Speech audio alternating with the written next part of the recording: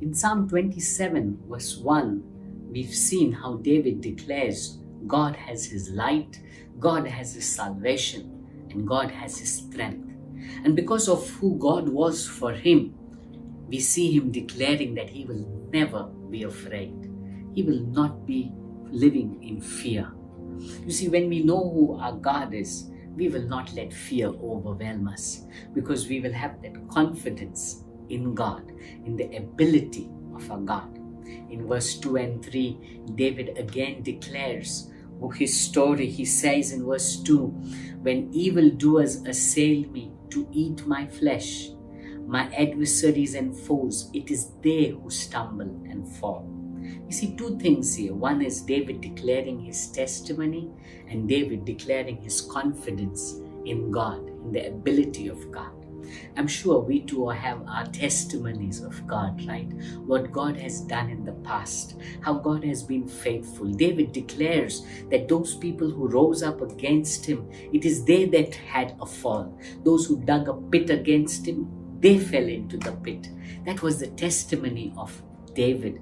I'm sure we've got our own testimonies. And one thing for sure is, if God has done it in the past, we need to have that confidence that God will do it again in our lives in the days to come. David declares his testimony as well as his confidence in God, his confidence in the ability of God. In verse 3 he says, though an army encamp against me, my heart shall not fear. Though war arise against me, yet I will be confident. David was confident in God. Why?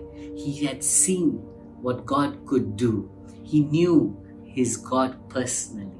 He walked with God. He had a testimony of what God did in the past in his life. He had his own stories of how big God was for him.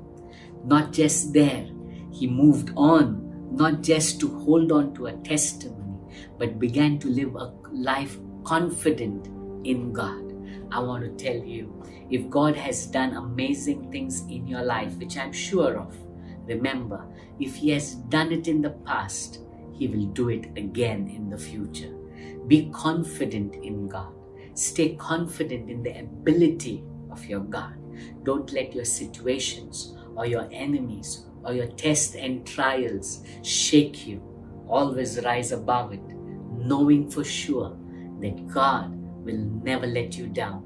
If he has done it in the past, he will do it again in your life. God bless you.